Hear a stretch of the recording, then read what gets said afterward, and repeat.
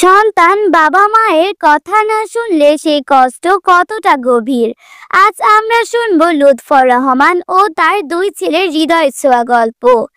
এক গ্রামে থাকতেন একজন বয়স্ক পরহেজগার মানুষ লুৎফর রহমান। তিনি 5 ওয়াক্ত নামাজ পড়তেন, কোরআন তেলাওয়াত করতেন আর গ্রামের মানুষের সাথে নরম আচরণ করতেন।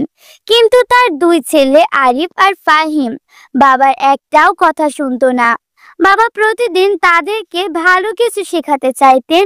তিনি বলতেন, বাবা ফজরের নামাজ পড়ে নাও। তারা বলতো, ঘুম আসছে, পরে পড়বো। বাবা বলতেন, মোবাইলটা এত রাত পর্যন্ত চালিও না, চোখ নষ্ট হয়ে যাবে। তারা বলতো, আপনি পুরনো জামানার মানুষ, এখনকার দুনিয়া জানেন না। বাবা বলতেন, বন্ধু বান্ধবের সাথে এখানে সেখানে আড্ডা দিয়ে সময় নষ্ট করো না। তারা হেসে উড়িয়ে দিত।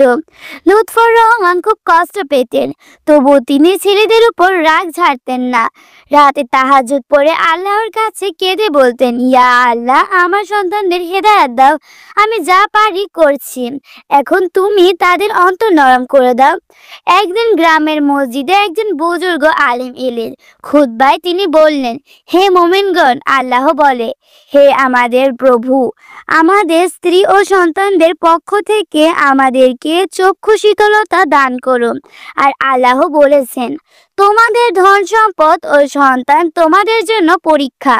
সন্তান যদি কথা না শুনে তাহলে বুঝে নিন এটা আল্লাহর পরীক্ষা। রাগ করবেন না, দোয়া ঝাড়বেন না। হিদায়াত চাবি শুধুই আল্লাহর হাতে। এই কথা শুনে আরিফ আর ফাহিমের মনে একটু আলো জ্বলে উঠল।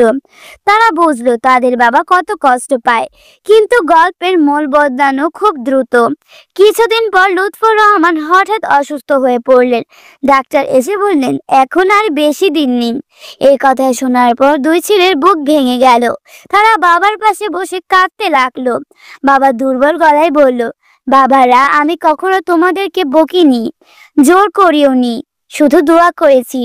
আজ আমার শেষ সময়, আমার শেষ ইচ্ছা, আমার জানাজার নামাজে তোমরা ইমামতি করবেন আর কবরের পাশে দাঁড়িয়ে বলবে, বাবা আমরা এখন থেকে আপনার কথা শুনবো।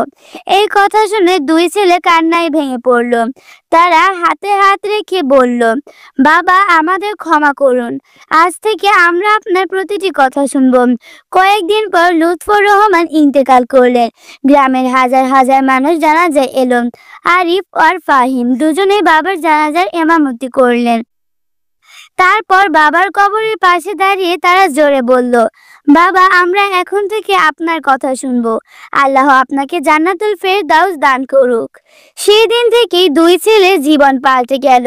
তারা ফজর থেকে এশা পর্যন্ত মসজিদে আসে, কোরআন শিখে, বাবার মতো নরম কথা বলেন, রাতে উঠে তাহাজ্জুদ পড়ে আর আল্লাহর কাছে দোয়া করেন, ইয়া আল্লাহ আমার বাবাকে মাফ করে দিন। গ্রামের মানুষ অবাক হয়ে দেখল, যে ছেলেরা একসময় বাবার কথা শুনতো না, আজ তারা পুরো গ্রামের জন্য উদাহরণ হয়ে গেছে। হৃদয় শুধু আল্লাহর হাতে। সন্তান যদি কথা না শুনে, রাগ নয়, দোয়া হতে হবে আপনার অস্ত্র। একদিন আল্লাহ তাদের অন্তরে ফিরিয়ে দিবে, যেমন ফিরিয়ে দিয়েছিলেন আরিফ ও ফাহিমের। বন্ধুরা, গল্পটি ভালো লাগলে লাইক দিন, শেয়ার করুন এবং কুমড়ো ফুল চ্যানেলটিকে সাবস্ক্রাইব করে পাশে থাকুন।